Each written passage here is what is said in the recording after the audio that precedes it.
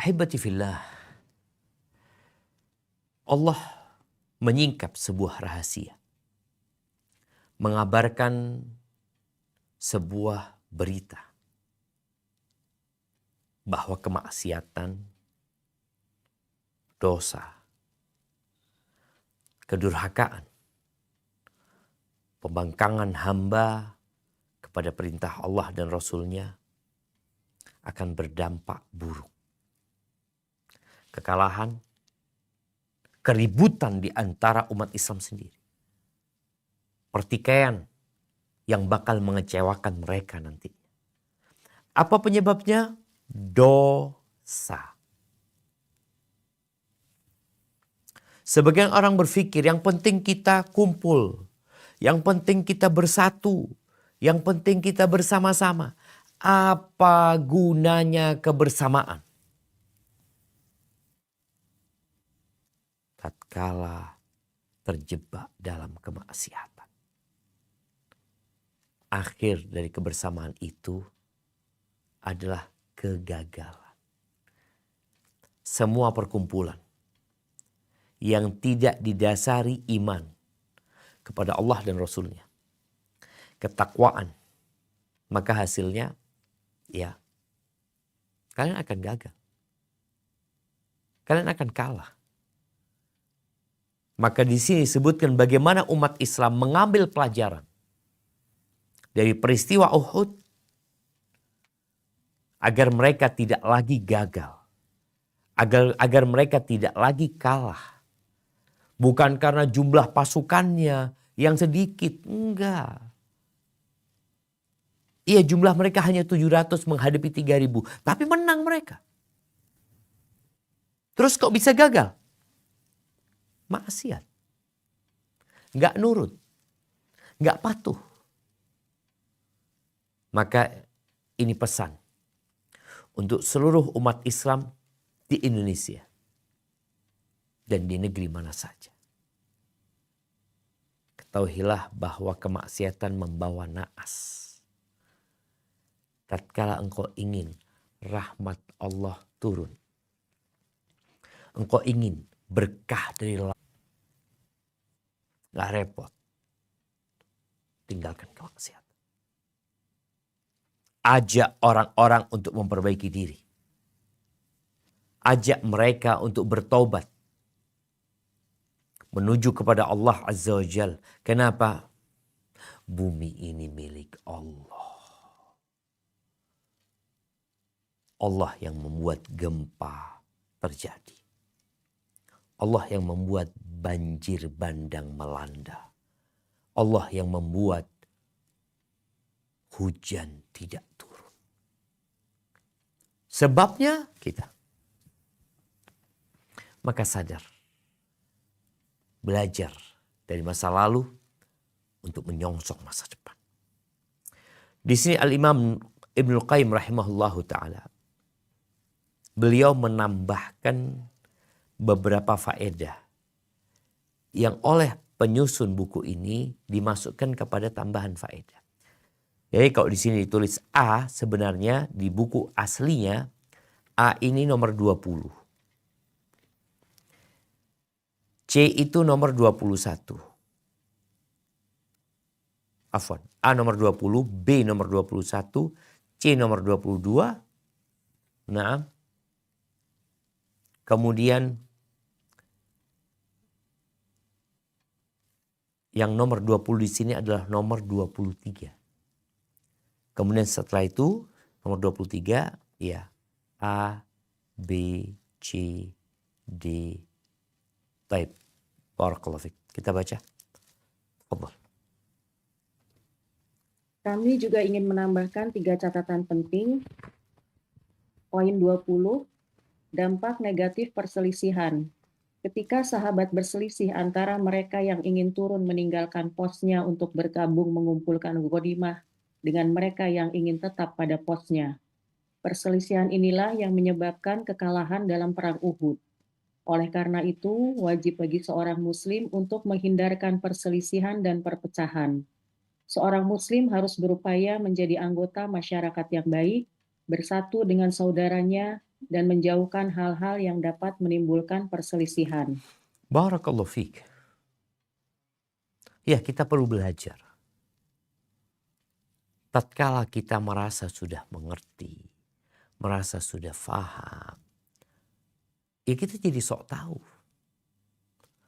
Boleh jadi sok tahu kita ini menyebabkan pertikaian.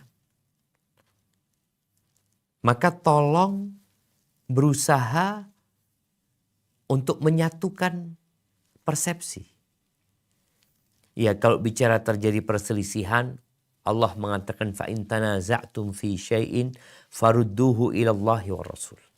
Kalau kalian berselisih, ya kembalikan kepada Allah dan Rasul. Oh, kata ustadz saya, oh kata kiai saya, kata guru saya. Menurut saya, maka kembalikan. Allah sudah berpesan, fa in tanaza'tum fi syai'in farudduhu ila Allahi wa Rasul. Udah jangan ribut. Kembalikan kepada Allah dan Rasulnya. Dan terkadang kita menghadapi orang-orang yang tidak pantas untuk diajak dialog. Tinggalkan dialog. Tinggalkan perdebatan. Bukankah Nabi SAW mengatakan, Ana za'imun bi baitin fi rabadil jannah liman tarakal mira'a wa in kana muhiqqan. Aku menjaminkan sebuah rumah di pelataran surga bagi yang meninggalkan perdebatan walaupun dia benar. Ada kondisi nggak bisa orang ini diajak ngomong. Al-Imam Syafi'i mengatakan idza nataqas safihu fala tujibhu. Kalau orang bodoh sedang berbicara, jangan dijawab. Jangan dijawab. Fa khairun min ijabatihi sukutu. Jawaban yang terbaik buat orang itu diam. Kalau engkau ngomong, jadi senang orang itu. Dianggap keberadaannya. Tapi kalau engkau tinggalkan dia akan mati penasaran. Maka ada sebuah permisalan ya. Diceritakan bahwa di sebuah hutan terjadi dialog perdebatan antara keledai dan monyet tentang warna rumput. Jadi keledai beranggapan rumput itu warnanya biru. Si monyet mengatakan warnanya hijau. Akhirnya terjadi perdebatan sampai mereka cakar-cakaran, ya tendang-tendangan. Akhirnya mereka berdua bersepakat untuk menjumpai raja hutan. Singa. Ngomonglah si monyet. Raja kita minta ditengahi.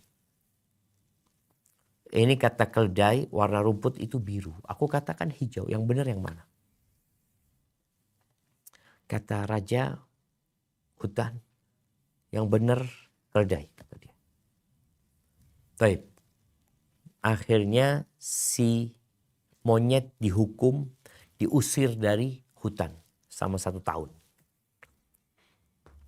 Ketika dihantarkan monyet ini untuk keluar dari hutan, si singa berbicara, wahai monyet, semua orang di hutan ini atau semua penduduk hutan ini tahu warna rumput itu hijau.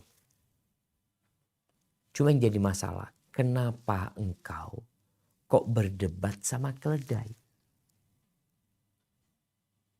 Kenapa? Keledai ini kan gambaran orang yang bodoh. Kenapa? Jadi terkadang walaupun engkau benar, tapi engkau berdebat dengan orang yang salah, engkau salah jadinya. Ada kondisi orang-orang yang tidak bisa dipahamkan, udah hindarin pertikaian. Dia beranggapan seperti itu, ya udahlah, sama tinggal. Udah, nggak usah dilanjutkan. Begitu pula di masyarakat. Ada orang-orang yang tidak pantas untuk diajak berdialog dan berdebat di grup WA kadang-kadang udah biarin. Tinggalkan. Oh, ini takut nanti kemungkaran tersebar. Orang tahu ini orang nggak benar. Udah dikasih tahu qala Allah, qala Rasul, dia mengatakan qala fulan. Udah selesai. Barakallahu fiik. Baik, yang ke-21. Poin 21, dampak negatif maksiat dan dosa. Maksiat yang terjadi pada perang Uhud adalah juga penyebab kekalahan. Karena dosa dan maksiat memiliki dampak negatif yang sangat besar bagi individu dan masyarakat. Nabi Adam dikeluarkan dari surga karena maksiat yang dilakukannya. Begitu pula iblis yang diusir dan dikutuk karena maksiat yang dilakukannya. Barakallahu fiik. Jamaah rahimakumullah. Jangan pernah meremehkan perbuatan maksiat. Di sini disebutkan bagaimana mereka yang berbuat maksiat gak banyak. Tapi kemaksiatannya berdampak kepada semua. Gempa yang terjadi, banjir bandang, kebakaran, longsor, atau apa saja. Terkadang penyebabnya beberapa orang, bukan semuanya. Beberapa orang inilah yang seharusnya dikasih tahu. Tapi terkadang mereka nggak mau tahu yang menyebabkan semua orang terkena musibah. Umar bin Khattab radhiyallahu ta'ala anhu. Tatkala terjadi gempa di Madinah, Umar mengatakan kepada mereka, kalau kembali gempa ini terjadi, aku nggak akan balik ke sini. Aku akan tinggalkan tempat ini. Karena merasa tempat ini bukan tempat yang kondisional sudah. Yang kondusif maksudnya. Karena orang-orang berbuat maksiat dengan nggak bertobat gitu. Dan kalau secara personal kita lihat bagaimana Nabi Adam diturunkan, bagaimana syaitan dilaknat gara-gara maksiat. Bahkan sebagian orang kehilangan kelezatan nikmat yang Allah berikan gara-gara maksiat. Na'udzubillah min dzalik. Baik. Yang ke-22. Poin 22. Firman Allah, dan Allah telah memaafkan kalian.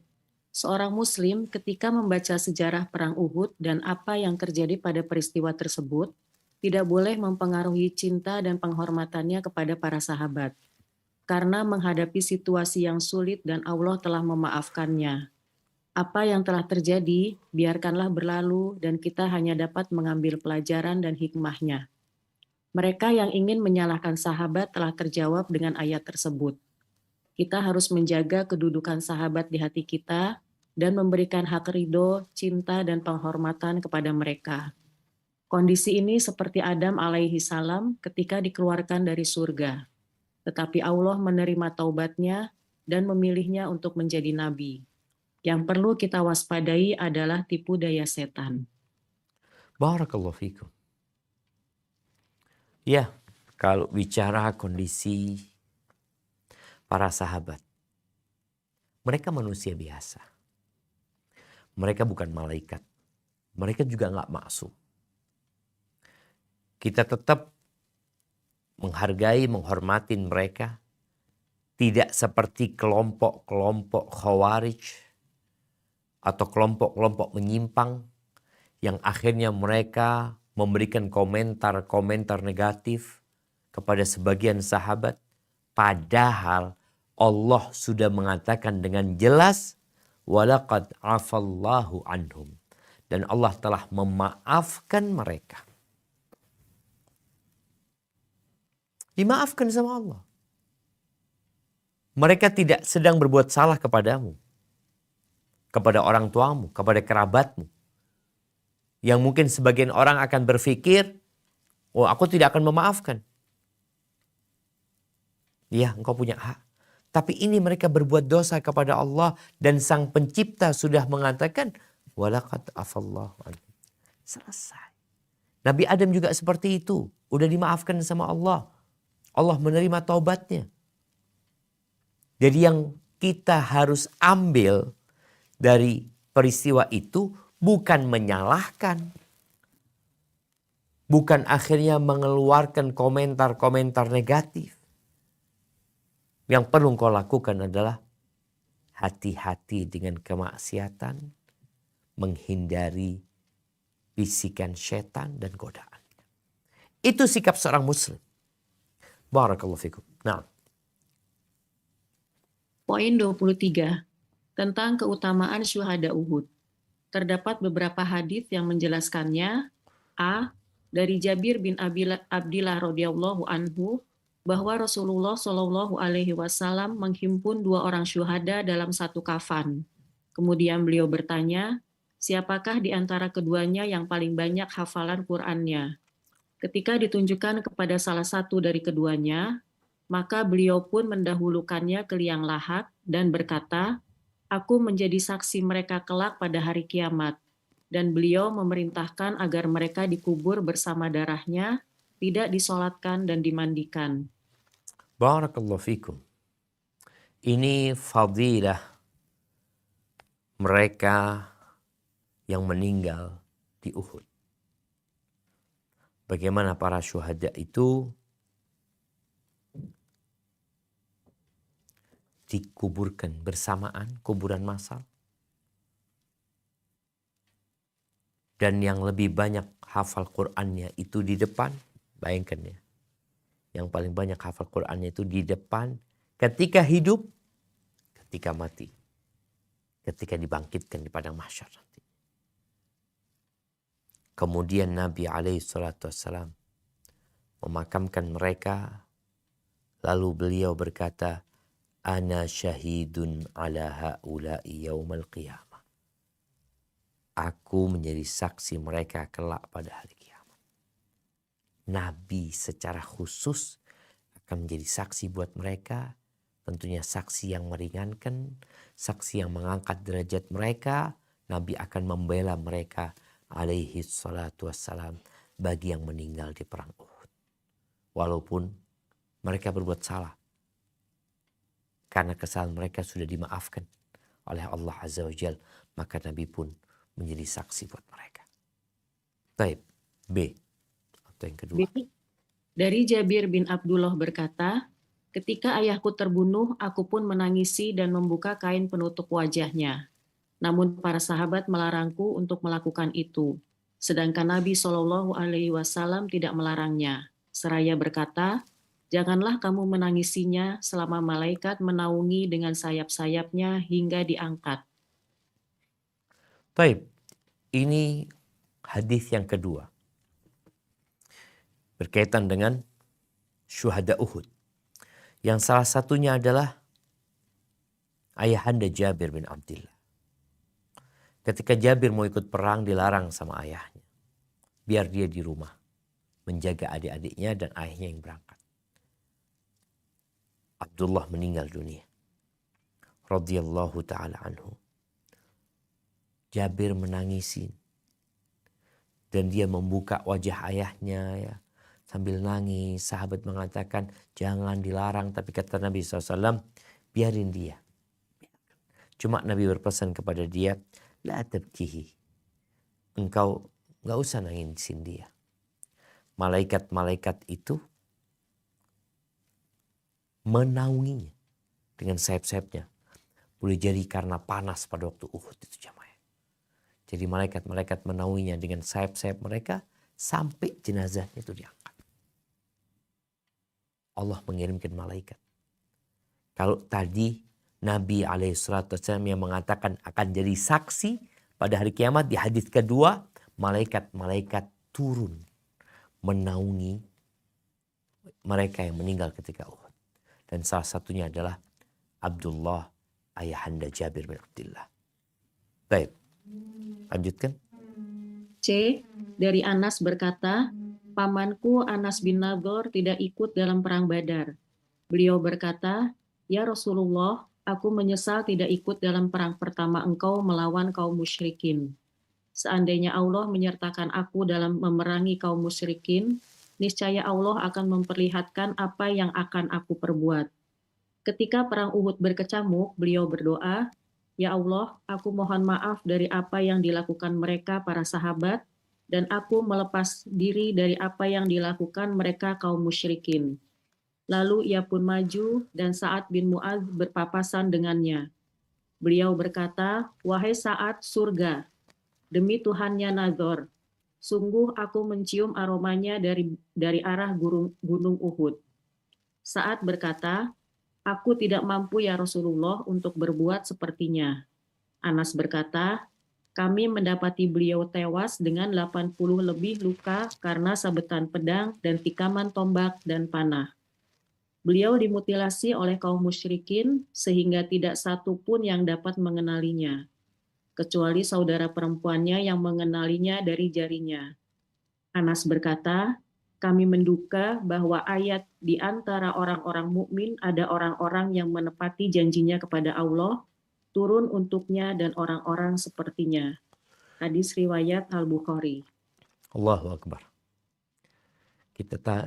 Hadis yang pertama, Nabi akan memberikan saksi. Hadis yang kedua, malaikat-malaikat turun menaungi. Hadis yang ketiga menjelaskan bagaimana Allah Azza wa Jalla menyebutkan minal mu'minina rijalun sadaqu ma ahadullah alaih minhum man qadha nahbah. Di antara orang-orang mukmin ada orang-orang yang menempati janjinya kepada Allah. Sebagian mereka sudah meninggal dunia. Dan itu syuhada. Dan bagaimana para sahabat pun seperti Anas bin Nadir mencium bau surga.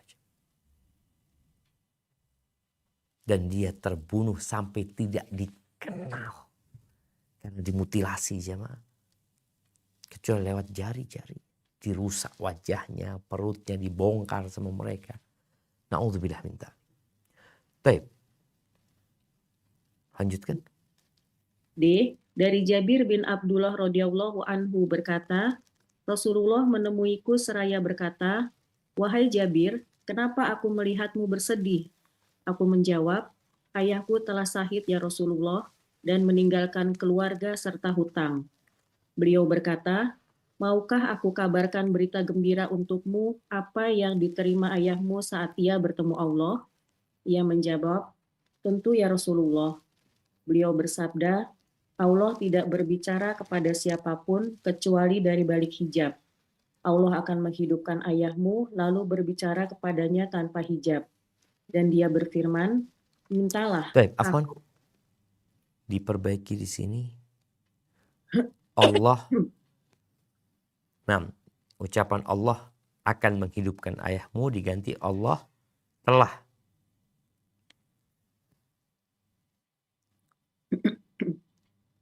Allah telah menghidupkan ayahmu lalu berbicara kepadanya tanpa hijab. Lalu dia berfirman, mintalah, aku pasti akan memberikannya. Ia pun berkata, "Ya Robbi, hidupkanlah aku kembali, agar aku dapat berperang di jalanmu untuk kedua kalinya." Allah berfirman, "Sesungguhnya telah berlaku ketetapanku, bahwa mereka yang sudah meninggal tidak akan dikembalikan ke dunia."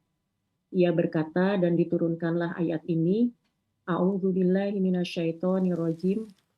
وَلَا تَحْسَبَنَّ الَّذِينَ قُتِلُوا فِي سَبِيلِ اللَّهِ أَمْوَاتًا. Dan jangan sekali-kali kamu mengira bahwa orang-orang yang gugur di jalan Allah itu mati. Quran Surat Ali Imran ayat 169. Allahu Akbar.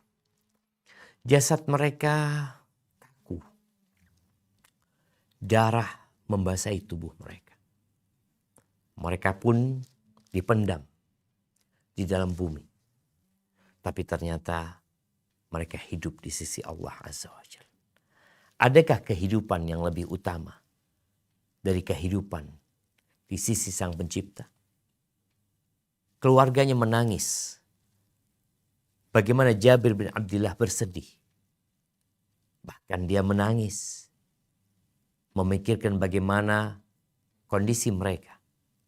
Maka Nabi SAW memberikan kabar gembira. Bahwa ayahnya dihidupkan dalam kehidupan selanjutnya. Dibebaskan untuk berangan-angan. Dan ingin kembali ke dunia. Untuk berperang dan terbunuh kembali. Tapi mereka nggak akan bisa kembali. Namun yang jelas, jangan mengira orang-orang yang terbunuh di jalan Allah, mereka itu mati.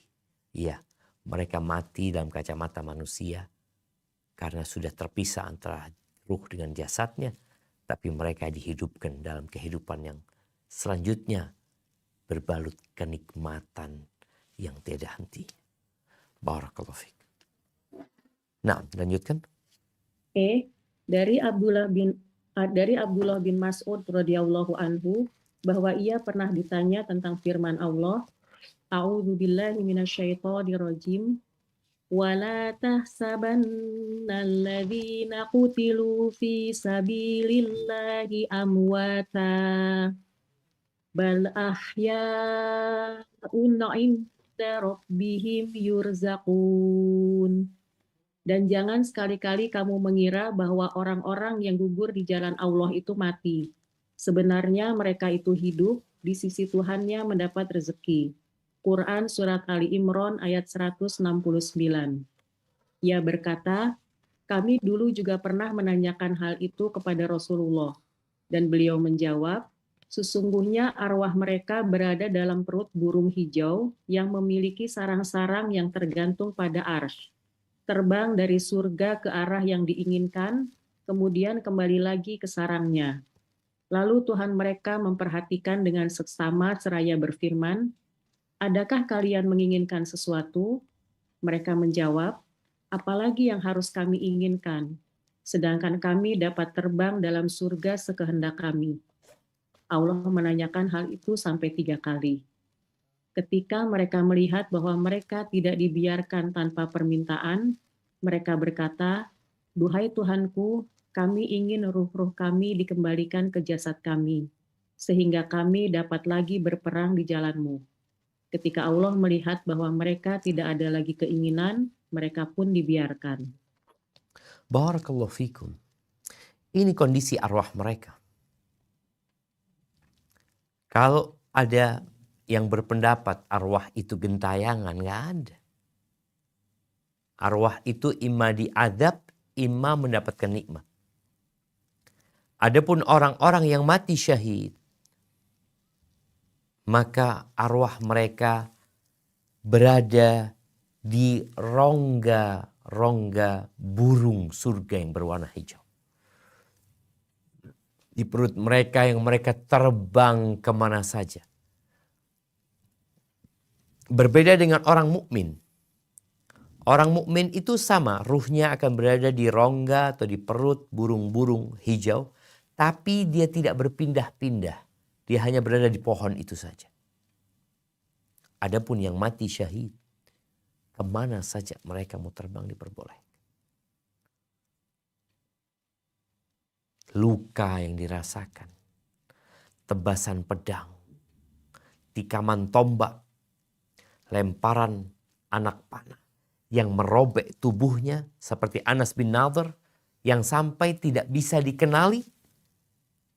Yang mungkin orang-orang musyrikin tatkala melihat itu mereka berbangga diri, berhasil membantai dan membunuh umat Islam. Padahal yang mati syahid itu berada di tempat yang lebih indah daripada dunia ini. Nah, mereka disuruh meminta. Mereka mau minta apa lagi? Udah seneng mereka. Bingung mau minta apa lagi. Maka mereka berpikir, kayaknya balik ke dunia lagi nih kita. Berperang lagi. Supaya dapat nikmat yang lebih besar. Barakallahu fikum. Nah. Poin F, dari Abu Hurairah radhiyallahu anhu berkata, sesungguhnya Rasulullah ketika kembali dari perang Uhud, beliau melintasi Mus'ab bin Umair yang terbunuh. Beliau diam sejenak dan mendoakan, kemudian membaca ayat, A'udzubillahi minasyaitonirrajim, minal mu'minina rijalu sadaqu ahadullaha alaih. Wa minhum man qada nahbahu wa minhum may yantadhir wa ma baddalu tabdila.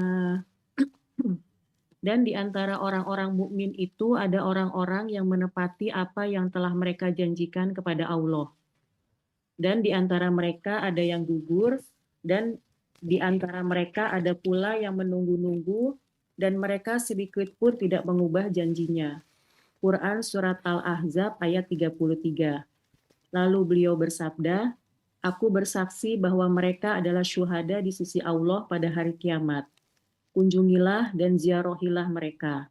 Demi jiwaku yang berada pada genggamannya, tidak seorang pun yang mengucapkan salam kepada mereka hingga hari kiamat, melainkan mereka akan menjawabnya. Barakallahu fiik. Ini kenapa jemaah haji, jemaah umroh yang datang ke kota Madinah disyariatkan untuk ziarah ke Uhud. Karena Nabi memerintahkan. Sebagian orang sudah berulang kali berangkat umroh. Ketika dia waktunya ziarah, dia mengatakan enggak, aku udah pernah ke Uhud. Aku sudah berangkat ke sana. Ini Nabi SAW mengatakan fa'tuhum wa zuruhum. Kalian datengin, kalian ziarahi. Demi yang jiwaku berada di tangannya. Tidak ada seorang pun yang mengucapkan salam kepada mereka hingga hari kiamat, melainkan mereka akan menjawabnya. Ucapkan salam. Kuburannya memang tidak terlihat. Dalam artian 70 sahabat yang meninggal di Uhud itu, ya mungkin sekarang hanya ada beberapa yang terlihat nisannya. Tapi mereka dikuburkan bersama di tempat itu. Maka secapek apapun engkau, usahakanlah ziarah. Di Madinah ada beberapa tempat yang dianjurkan dikunjungin. Bukan hanya tempat bersejarah. Di Mekah kadang-kadang hanya tempat bersejarah yang kita nggak dianjurkan. Di Madinah dianjurkan. Ziarah Quba, ziarah Uhud, ziarah Baqi. Itu tempat-tempat yang dianjurkan kita untuk mengunjunginya. Dan yang menakjubkan, mereka akan menjawab jemaah kalau kita mengucapkan salam kepada mereka. Barakallahu fiik. Baik, yang terakhir. Poin G, Umar bin Syabah meriwayatkan dari Abu Hurairah, ia berkata bahwa Rasulullah Shallallahu Alaihi Wasallam pernah mengunjungi kuburan para syuhada, lalu beliau berkata, Salamun alaikum bima sobartum fani'ma uqbaddar. Salam keselamatan untuk kalian karena kesabaran kalian. Sebaik-baik tempat kembali untuk kalian. Kemudian setelah Nabi wafat, Abu Bakar juga melakukan hal tersebut, begitu juga Umar dan Utsman. Allahu Akbar jemaah. Ini sebuah sunnah ya, yang perlu dilakukan oleh kita kalau datang ke kota Madinah. Ucapkan salam kepada mereka. Doakan mereka. Kenapa? Beliau melakukan itu. Bahkan nanti kita akan melihat Rasulullah SAW sebelum meninggal dunia, beliau datang ke Uhud lagi. Mendoakan mereka. Oleh karena itu setelah meninggalnya Nabi SAW, Abu Bakar melanjutkan sunnah tersebut. Umar melanjutkan sunnah tersebut. Dan kita kalau datang ke kota Madinah, ya baca itu. Assalamualaikum ya syuhada Uhud. Atau yang disebutkan di sini. Assalamualaikum bima sabartum. Salam keselamatan untuk kalian karena kesabaran kalian. Fani'ma uqbaddar. Ya, sebaik-baiknya tempat kembali adalah akhirat. Maka mereka yang meninggal di Uhud, walaupun sebabnya adalah kesalahan dan kemaksiatan mereka, namun Allah sudah memaafkan mereka dan Allah memberikan banyak keutamaan yang baru saja kita baca. Baik, kita akan masuk ke perang Banil Mustalik atau perang Muraisi. Nah, tafadhal dibaca. Perang Bani Mustalik atau Muraisi. Mustalik adalah julukan seseorang yang bernama Jazimah bin Sa'ad bin Amr bin Robi'ah bin Harithah dari suku Bani Huza'ah. Sedangkan Muraisi merupakan nama sumber air yang terdapat pada Bani Huza'ah. Menurut pendapat yang benar dari kalangan ahli sejarah, Perang ini terjadi pada malam kedua bulan Sya'ban tahun kelima Hijriah. Dampak dari perang Uhud telah membuat berani sebagian suku-suku Arab untuk memerangi Rasulullah. Beliau mendapatkan informasi bahwa Bani Muthalib tengah bersiap untuk melakukan peperangan di bawah pimpinan Harits bin Abu Diror. Dia telah mengumpulkan pasukan bersenjata dan memprovokasi kabilah-kabilah di sekitarnya untuk melakukan serbuan ke Madinah. Rasulullah pun mengutus Buraidah bin Musaib al-Salami untuk memastikan kebenarannya. Kemudian Barakallahu fikum. Naam. Ahibati fillah, bicara perang Bani Mustalik atau Muraisiyah. Ada perbedaan pendapat di antara para ulama tatkala menyebutkan waktu peristiwa ini. Sebagian ulama berpendapat kejadiannya itu di tahun ke-6. Bulannya sama, di bulan Sya'ban, tapi di tahun ke-6. Artinya setelah perang Ahzab. Ada yang berpendapat seperti yang disebutkan di sini. Makanya kalau kita membaca kitab Ar-Rahiqul Makhtum, kita akan mendapati perang ini setelah perang Khandaq. Tapi di sini disebutkan sebelum perang Khandaq. Mana yang benar? Wallahu a'lam bishawab. Tapi yang jelas setelah peristiwa Uhud sampai ke perang Khandaq, jadi tahun ketiga ke tahun kelima, itu banyak peperangan sebenarnya. Di kitab ini tidak dijelaskan. Contohnya ya, di antara peperangan yang terjadi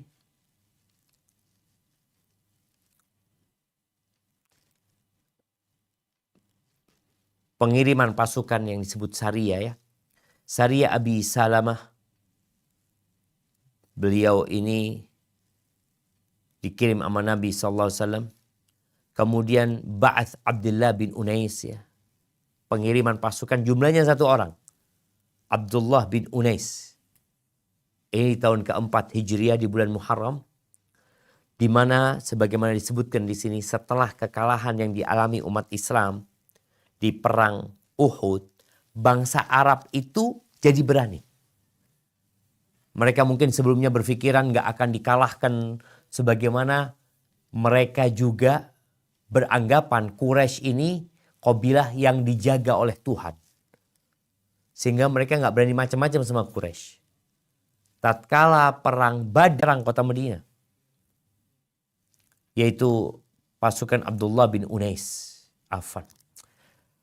pasukan Khalid ibn Sufyan al-Hudhali, yang Nabi SAW mengutus 1 orang saja,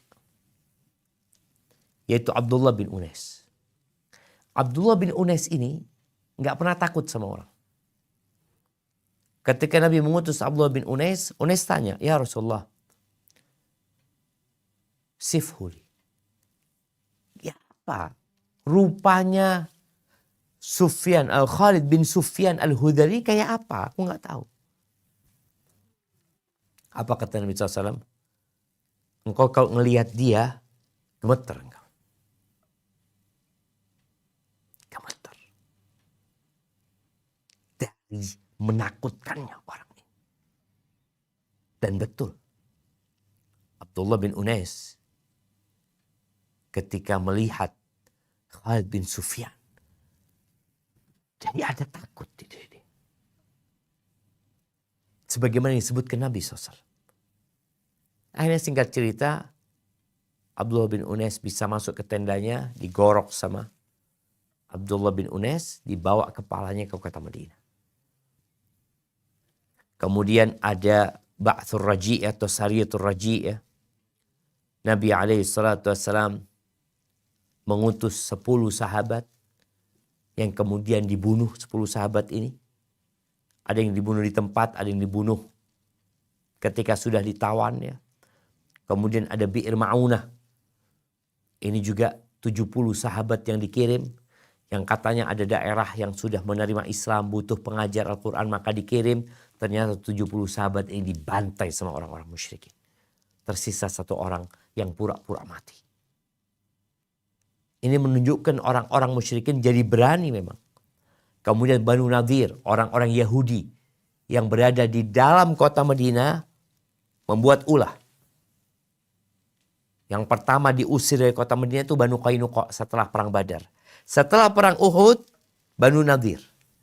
Nanti setelah perang Khandaq, Banu Quraidah.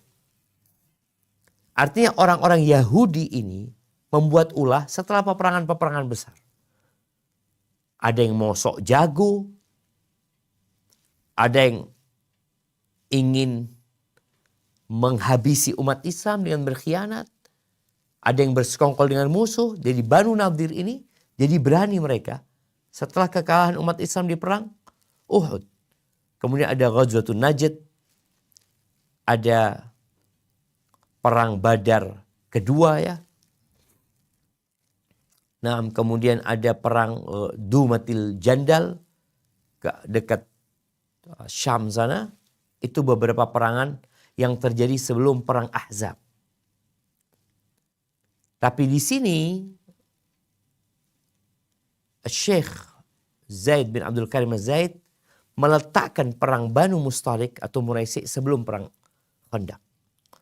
Dan perang ini sebenarnya dampaknya tidak terlalu besar terhadap kaum muslimin. Tapi ada peristiwa yang harus diambil pelajarannya.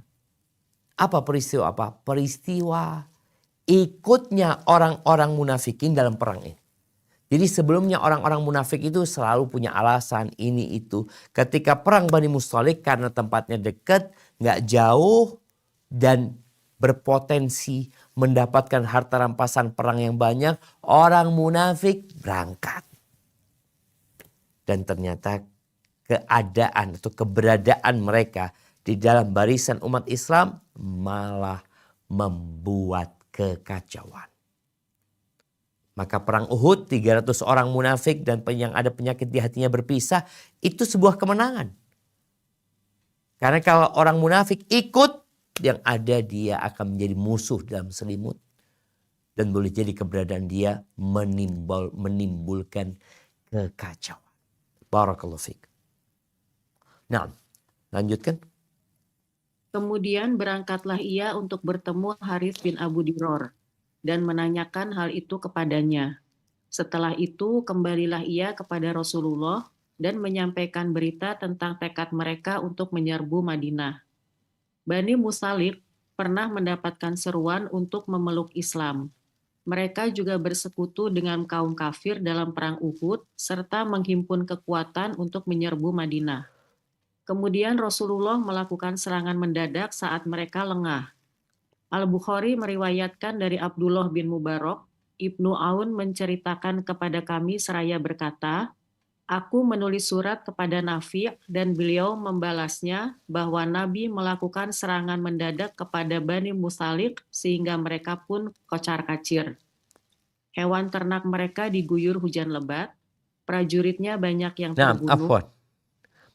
Ini terjemahan yang kurang tepat jemaah. Hewan ternak mereka diguyur hujan lebat. Bahasa Arabnya ya. Wa an'amuhum tusqa 'alal ma'. Hewan ternak mereka sedang diberi minum air di sebuah mata air. Jadi bukan diguyur hujan lebat, tapi sedang minum air di sebuah mata air. Nah. Hewan ternak mereka sedang diberi minum di sebuah mata air, prajuritnya banyak yang terbunuh, dan kaum perempuannya ditawan di antaranya Juwairiyah binti Al-Haris. Aku diceritakan oleh Ibnu Umar yang ikut dalam peperangan tersebut. Barakallahu fiik. Iya, ini berkaitan dengan bagaimana ya Bani Mustalik. Ya, ingin juga menyerang kota Madinah. Mereka sudah tahu tentang Islam, mereka juga bersekongkol dengan orang-orang musyrikin ketika perang Uhud, maka mereka mau berusaha sendiri menyerang kota Madinah. Boleh jadi karena ambisi duniawi, Mereka berpikir kota Madinah ada banyak kebun kurma. Mereka ingin menikmati sedikit dari kekayaan kota Madinah. Maka mereka mengumpulkan pasukan. Ternyata yang terjadi bukannya mereka mendapatkan harta yang berlimpah ruah. Tapi ternyata banyak di antara mereka yang terbunuh. Dan perempuan-perempuan mereka ditawan. Harta-harta mereka dijadikan harta rampasan. Itu yang terjadi dengan mereka. Na'udzubillah, ketika seorang ingin mengumumkan perang sama Allah Azza wa Jalla, gak bakalan menang kok. Ya, mungkin Allah menunda. Tapi Allah tidak pernah membiarkan orang-orang zalim terus dalam kezaliman. Baik, dilanjutkan. Korban yang tewas di antara mereka sebanyak 10 orang laki-laki, sedangkan kaum perempuan dan anak-anak ditawan. Sementara dari pasukan kaum muslimin, tidak seorang pun dari mereka yang menjadi korban kecuali 1 orang saja, yaitu Hisham bin Sababah yang terbunuh oleh orang Ansor karena ia menyangkanya adalah musuh. Barakallahu fikum. Di sini disebutkan sedangkan kaum perempuan dan anak-anak ditawan.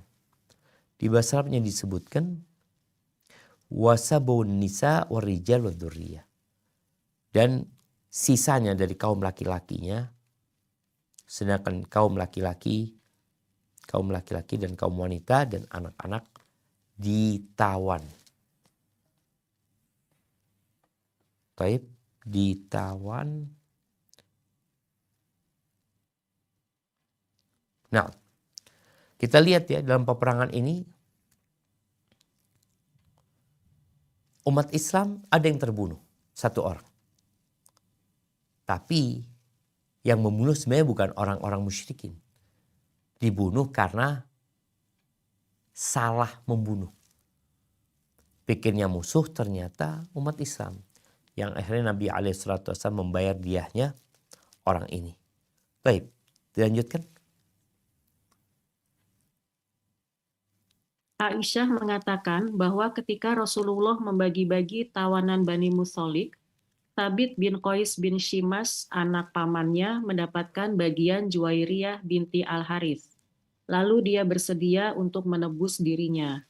Dia adalah seorang wanita manis yang murah senyum. Baik, ini dibetulin dulu terjemahannya. Thabit bin Qais bin Syammas ya. Bin Syammas. Atau anak pamannya. Atau anak pamannya. Mendapatkan bagian Juwairiyah binti Al-Haris. Lalu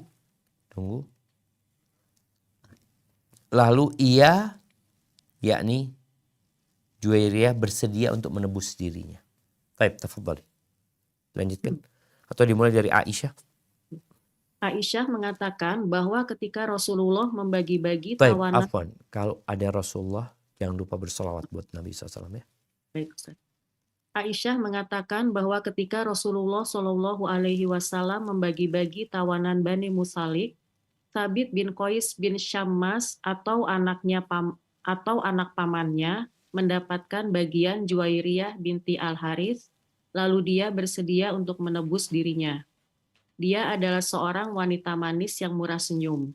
Setiap orang yang melihatnya pasti tertarik dengannya.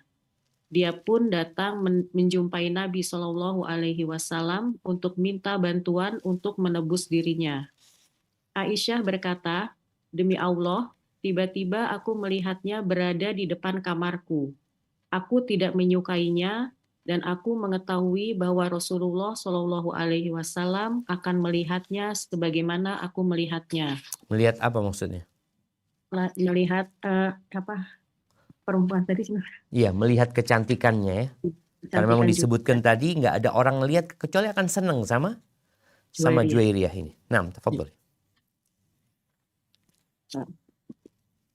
Lalu dia pun masuk ke dalam seraya berkata, "Ya Rasulullah, saya adalah Juwairiyah binti Al-Harith bin Abu Diror, pemimpin Bani Muthalib. Aku mengalami musibah seperti yang engkau ketahui.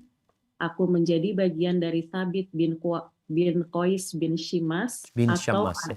bin Syammas atau anak pamannya.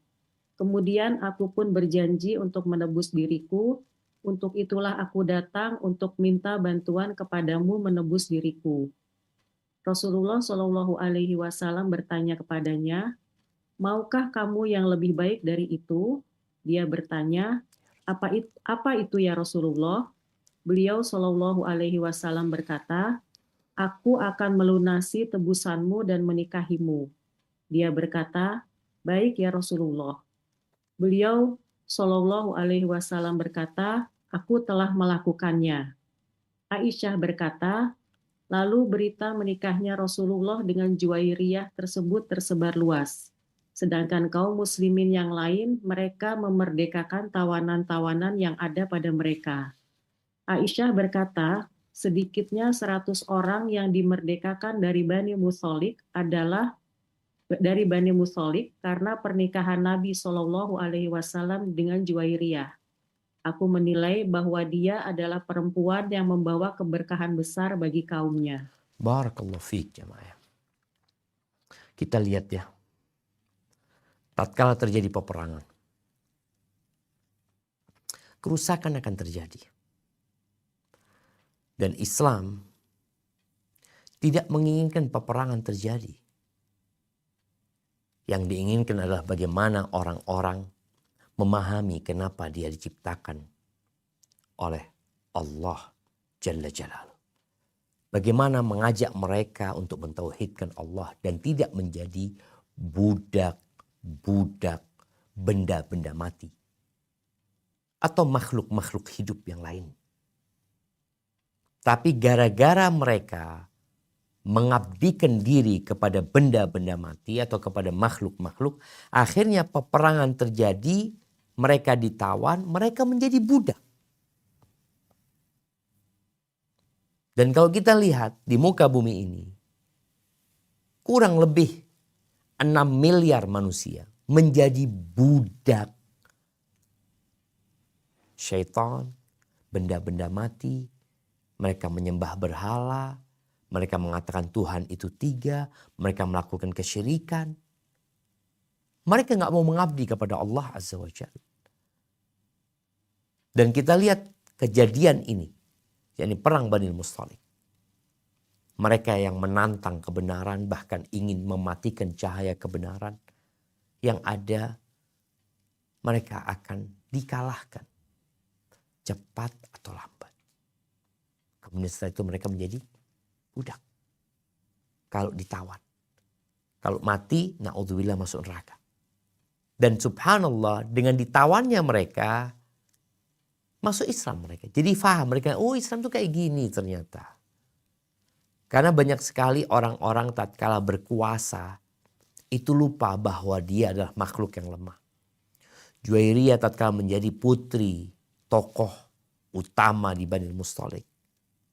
Ketika dia kumpul sama umat Islam dan sudah menjadi budak tadi ya, bagiannya Thabit bin Qais, akhirnya dia masuk Islam, kemudian dibebaskan sama Nabi dan dinikahi oleh Nabi SAW. Dan ada 100 orang kira-kira yang juga sudah masuk Islam. Tatkala mereka melihat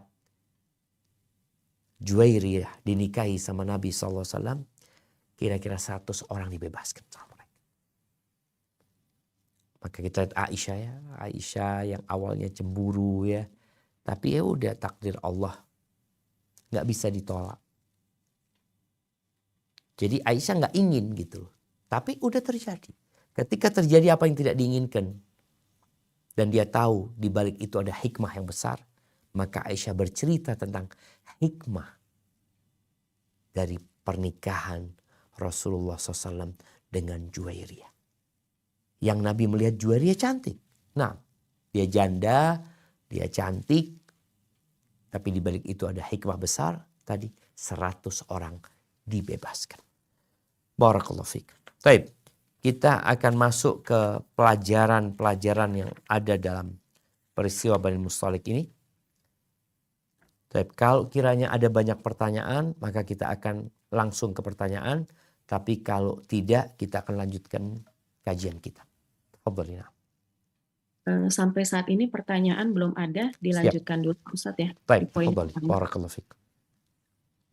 Dalam peperangan ini ada dua peristiwa yang sangat penting.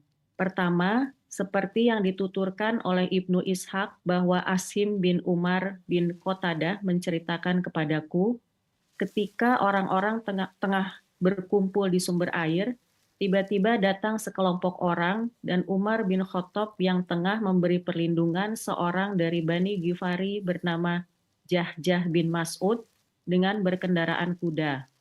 Lalu Jahjah mendorong Sinan bin Wabar al-Juhaini, sekutu Bani Auf bin Khosroj yang tengah berada di sumber mata air, sehingga keduanya pun berkelahi. Tiba-tiba seseorang dari suku Al-Juhani berteriak, "Wahai orang-orang Ansor," dan Baik, afwan. Jahjah Ini diperbaiki di sini. Bentar. Tiba-tiba seorang dari Al-Juhani. Jadi diganti dengan Fasarakhal Juhani. Yang orang Juhani, orang yang dari Al-Juhani berteriak. Siapa orang yang dari Al-Juhani? Sinan bin Wabar ya. Kan di sini disebutkan mendorong Sinan bin Wabar Al-Juhani. Tiba-tiba orang dari suku Al-Juhani berteriak. Nah, tafadhal. Tiba-tiba orang dari suku Juhani, yaitu Sinan bin Wabar, berteriak, "Wahai orang-orang Ansor," dan Jahjah pun berteriak, "Wahai orang-orang Muhajirin." Hal itu membuat Abdullah bin Ubay bin Salul marah. Seketika itu ia berkumpul dengan kaumnya, di antaranya Zaid bin Arqam yang masih muda belia. Munafik itu berkata, "Apakah mereka berani berbuat seperti ini? Sungguh, mereka telah mengajak kita berperang dan mereka tinggal di negeri kita. Demi Allah, ini seperti pepatah mengatakan, senjata makan tuan." Nah, Demi Allah. tunggu ya. Ini ya, apakah mereka berani berbuat seperti itu? Sungguh mereka telah mengajak kita berperang. Wa katharuna fi biladina, dan mereka bikin sempit negeri kami. Mereka bikin sempit negeri kita. Demi Allah, ini seperti pepatah mengatakan senjata makan tuan. Itu bahasa Arabnya lebih parah dari itu, jangan. Sammin kalbak yakulka. Gemukkan anjingmu, dia akan memangsamu. Jadi gemukkan kambingmu, sammin kalbak yakulka. Gemukkan kambingmu, niscaya dia memangsamu. Baik, tafadhal, lanjutkan. Sungguh mereka telah mengajak kita berperang dan mereka bikin sempit negeri kita. Demi Allah, ini seperti pepatah mengatakan, gemukkan anjingmu, ia akan memangsamu. Demi Allah, seandainya kita sudah kembali ke Madinah, pastilah orang yang kuat akan mengusir orang-orang yang lemah dari sana. Afwan, ini dirubah ya, bukan orang yang kuat, tapi orang yang terhormat. Nah, orang yang terhormat akan mengusir orang-orang yang hina.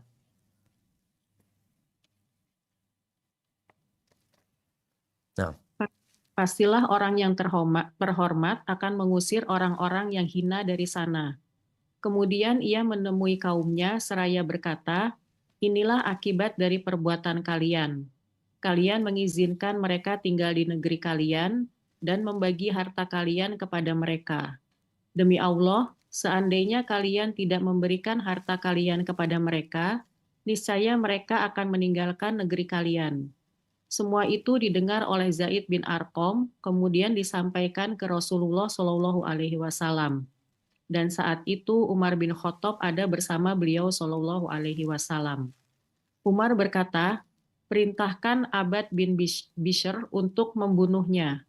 Kemudian Rasulullah Shallallahu Alaihi Wasallam berkata, "Bagaimana menurutmu Umar, seandainya manusia berkata bahwa Muhammad tega membunuh sahabatnya sendiri? Jangan dibunuh, tapi biarkan mereka pergi." baik, Padahal ini biarkan mereka pergi diganti ya. Tapi umumkan kepada orang-orang, kita berangkat sekarang.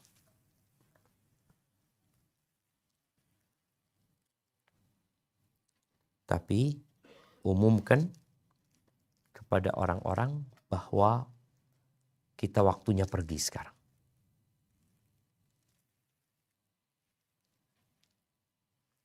Baik, dilanjutkan. Padahal saat itu bukanlah waktunya untuk melanjutkan perjalanan. Kemudian semua orang pun berangkat. Lalu Abdullah bin Ubay datang menemui Rasulullah Shallallahu Alaihi Wasallam. Karena ia mengetahui bahwa Zaid bin Arqam telah menyampaikan apa yang diucapkannya. Iya, bacanya bukan Zaid ya. Zaid. Zaid. Zaid. Nah. Karena ia mengetahui bahwa Zaid bin Arqam telah menyampaikan apa yang diucapkannya. Ia bersumpah bahwa ia tidak mengatakan seperti apa yang diceritakan Zaid. Ia adalah seorang tokoh di kaumnya, sehingga orang-orang Ansor yang hadir bersama Rasulullah Shallallahu Alaihi Wasallam berkata sambil membela, "Ya Rasulullah, barangkali anak itu salah mendengar." Ibnu Ishaq berkata, ketika Rasulullah Shallallahu Alaihi Wasallam sedang beristirahat, datanglah Usaid bin Hudair menemui beliau Shallallahu Alaihi Wasallam. Usaid mengucapkan salam kepadanya dan berkata, "Ya Rasulullah, engkau istirahat pada waktu yang tidak biasanya seperti ini." Ini juga diperbaiki.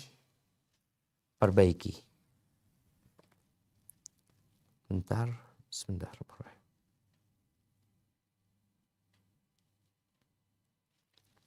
Usaid bin Khadir merumi, Usaid mengucapkan salam kepadanya dan berkata, "Ya Rasulullah, engkau pergi, bukan istirahat, tapi engkau pergi pada waktu yang tidak biasa seperti ini." Nah. Ya Rasulullah, engkau pergi pada waktu yang tidak biasanya seperti ini. Beliau Shallallahu Alaihi Wasallam berkata kepadanya, "Apakah kamu tidak tahu apa yang dikatakan temanmu?" "Teman yang mana ya Rasulullah?" Beliau Shallallahu Alaihi Wasallam berkata, "Abdullah bin Ubay bin Salul." "Apa yang dikatakannya?" Nabi Shallallahu Alaihi Wasallam berkata, "Ia menyangka bahwa apabila ia kembali ke Madinah, orang yang terhormat ya Ustaz. Iya betul, orang yang terhormat akan mengusir orang yang hina dari sana." Usaid berkata, "Ya Rasulullah, engkau dapat mengusir orang yang engkau kehendaki. Demi Allah, dialah orang yang hina. Nah. Dan engkaulah orang yang terhormat. Ya Rasulullah, bersikap lembutlah. Demi Allah, Allah telah mendatangkan engkau kepada kami. Padahal kaumnya tengah bersiap merencanakan untuk mengangkatnya sebagai pemimpin. Ia menyangka engkau telah merebut kekuasaannya." Nah, jadi bukan hanya menjadikan pemimpin ya. Di sini disebutkan mau dikasih mahkota Abdullah bin Ubay bin Salul. Makanya kenapa Usaid bin Khudair meminta Nabi SAW untuk bersikap lemah lembut, ada sebabnya. Dan ini pelajaran buat kita jemaah. Ada orang-orang yang jadi memusuhi dakwah dikarenakan sesuatu. Kita perlu tahu, oh itu penyebabnya ternyata. Oh kenapa? Ini orang awalnya menjadi pemimpin gara-gara antum datang. Antum dianggap merampas kekuasaan dia.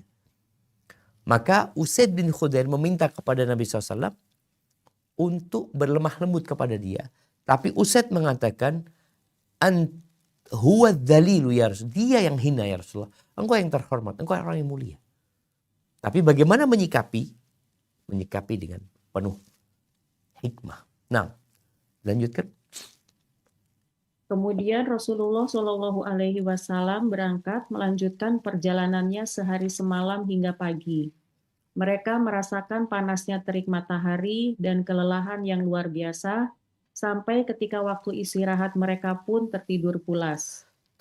Kemudian Rasulullah berangkat melanjutkan perjalanan sehari semalam hingga pagi ya. Hatta asbah.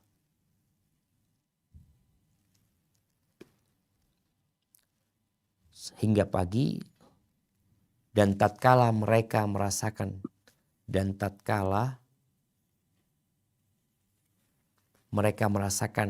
panasnya terik matahari, beliau berhenti.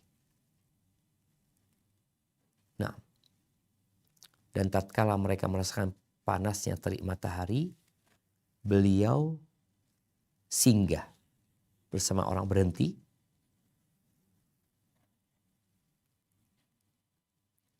Dan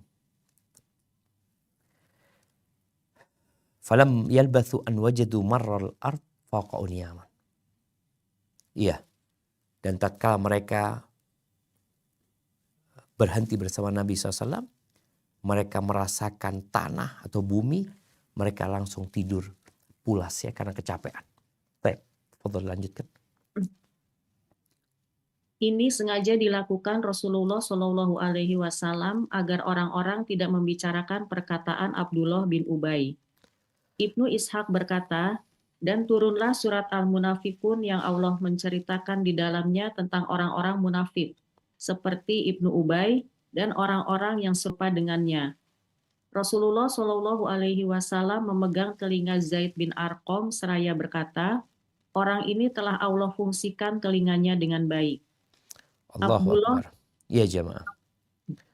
Kita lihat ya bagaimana Nabi SAW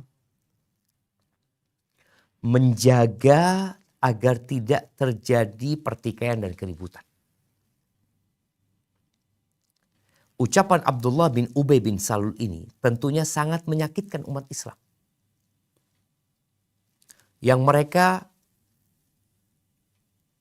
dalam rangka membela Nabi SAW, mereka siap melakukan apa saja. Oleh karena itu Umar bin Khattab radhiyallahu anhu meminta kepada Nabi SAW agar nyuruh Bishr membunuh Abdullah bin Ubay bin Salul. Tapi Nabi tidak mau. Apa yang dilakukan? Berangkat. Supaya keributannya tidak terjadi. Dan ini juga pelajaran buat kita. Kadang-kala kalau ada keributan, bagaimana mengalihkan pembicaraan itu kepada hal lain. Sehingga pembicaraan itu tidak membuat panas mereka. Ini pandai-pandai kita melihat kondisi. Dan Nabi melakukan itu alaihi salatu wassalam. Bayangkan beliau berangkat tidak di waktunya berangkat. Kemudian beliau berangkat siang malam gak istirahat. Sampai pagi-pagi beliau gak istirahat juga, masih berjalan sampai ketika panas beliau baru istirahat. Dan ketika istirahat mereka semua tidur. Kecapean. Mau ngomong apa udah capek. Gak kepingin ngomong mereka. Turun firman Allah SWT. Yang membenarkan telinganya. Subhanallah. Zaid ibn Arqam. Bahwa ternyata benar yang dia dengar. Barakallahu fiik. Baik, lanjutkan.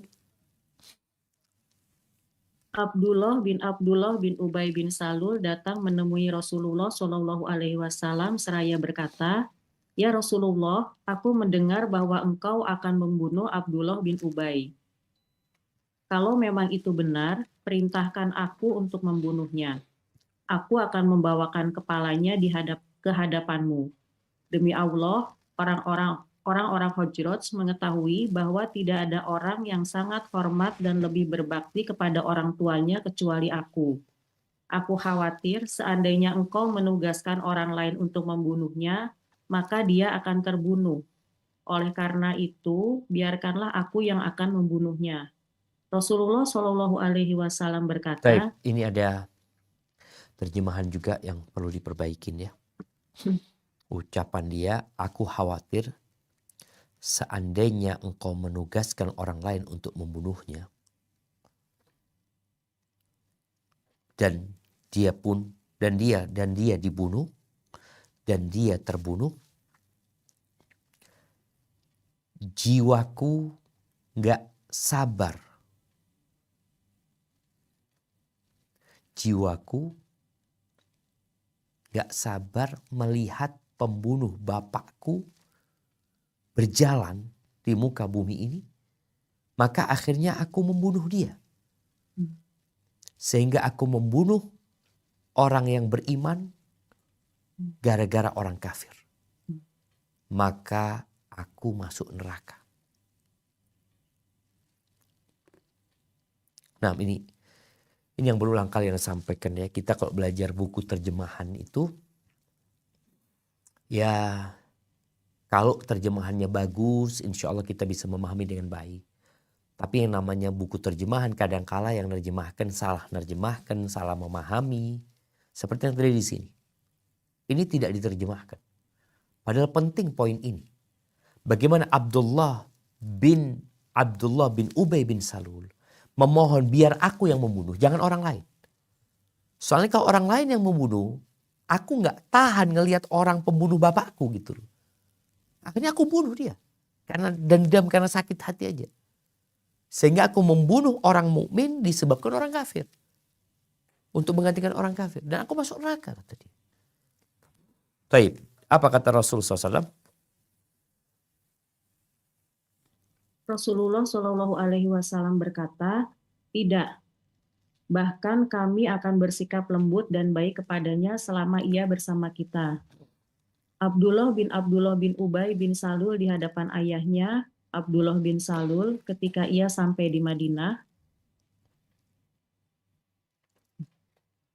Ini ingat ada Abdullah bin Ubay bin Salul. Itu pentolan orang-orang munafikin. Anaknya namanya juga Abdullah. Bayangkan Anaknya ya. nggak munafikin ya Ustazah? Enggak, anaknya ini orang beriman yang baik. Makanya dia siap membunuh bapaknya. Jadi di sini ada Abdullah bin Ubay bin Salul, ada anaknya namanya Abdullah. Jadi Abdullah bin Ubay bin Salul. Nah, ini yang disebutkan ketika sampai di kota Madinah. Disebutkan di sini inda madhiqil Madinah, ada jalan yang sempit untuk masuk kota Madinah. Disitulah Abdullah bin Ubay bin Salul berdiri menghadang bapaknya. Lalu dia berkata, "Qif," yani stop.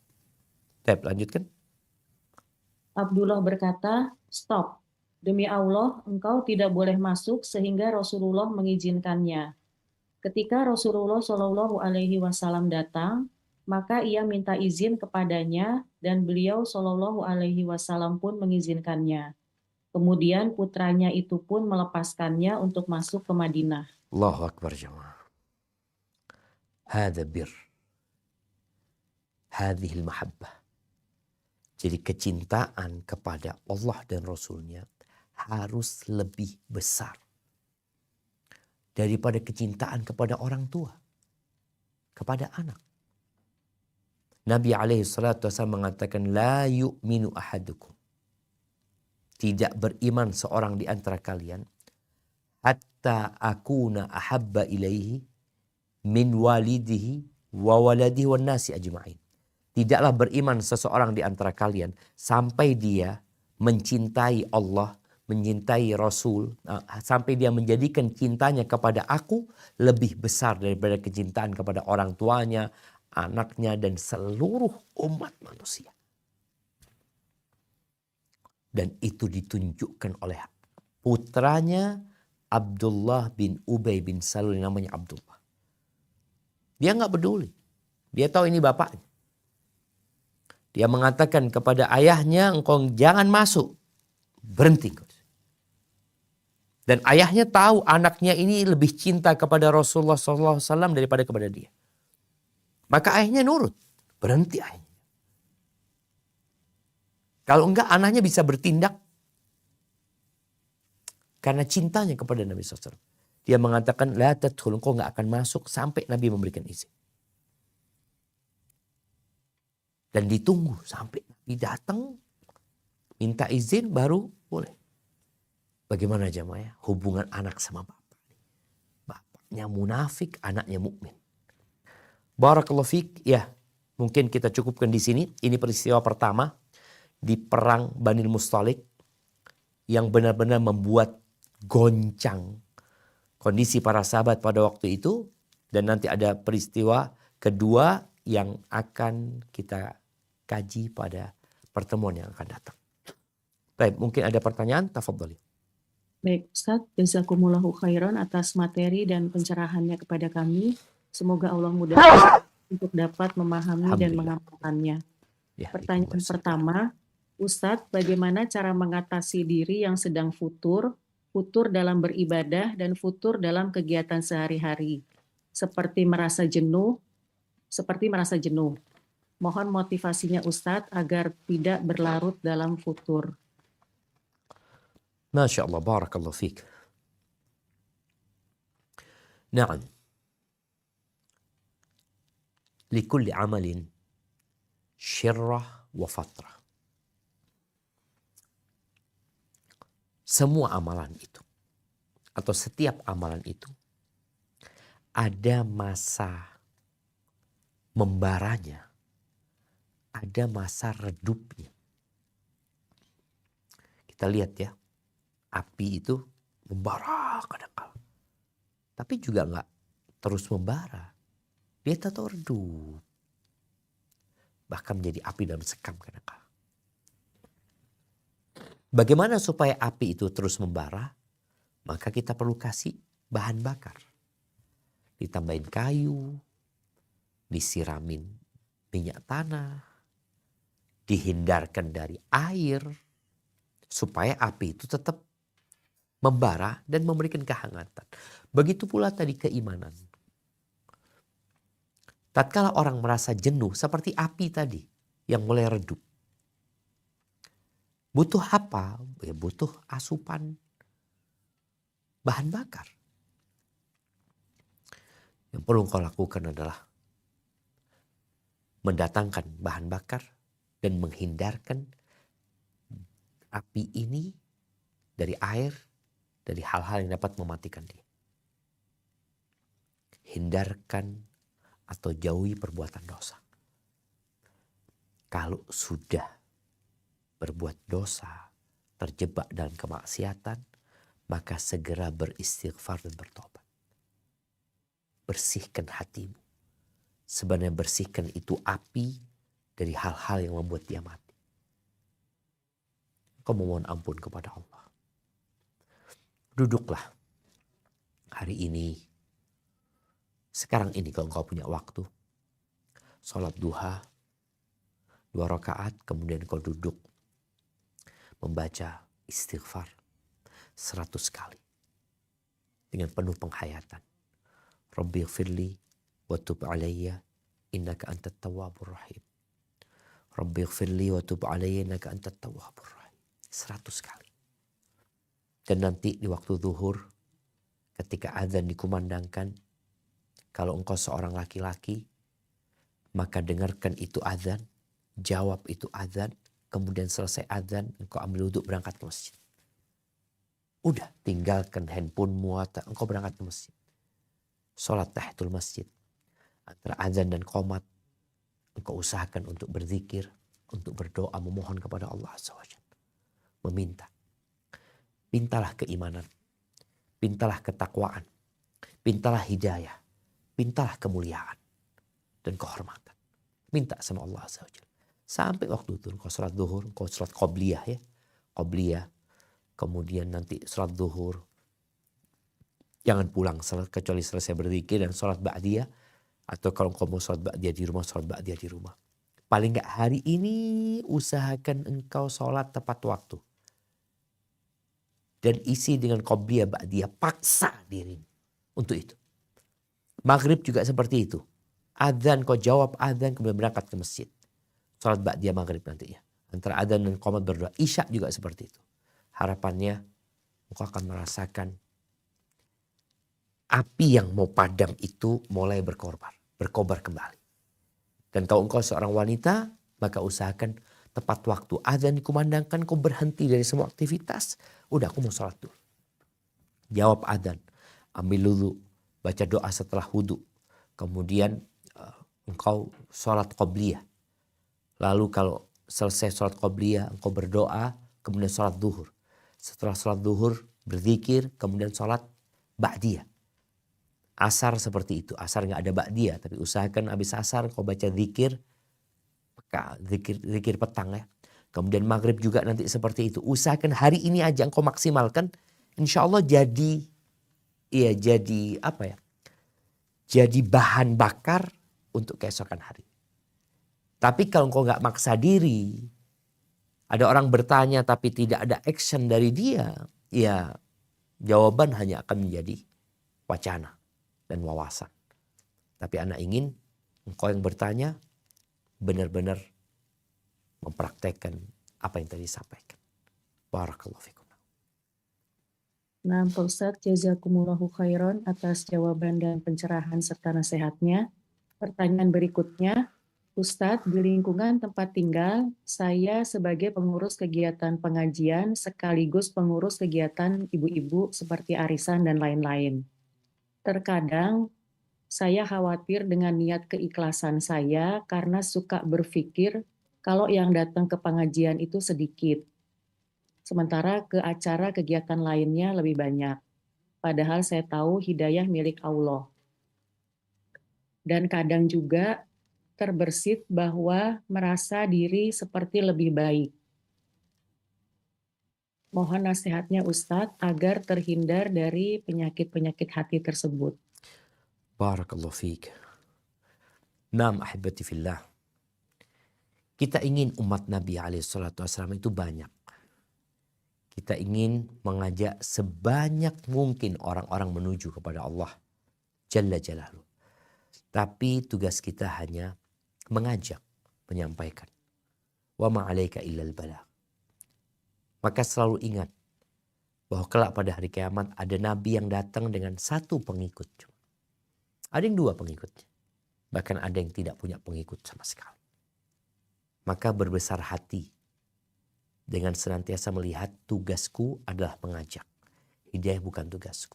Tapi bukan berarti kita tidak melakukan evaluasi. Kenapa kok sedikit yang hadir? Apa penyebabnya? Boleh jadi kita yang salah. Boleh jadi niat kita yang salah. Atau boleh jadi memang ya langkah-langkah kita yang tidak benar. Maka harapan ana setiap majelis taklim ini senantiasa mengadakan evaluasi.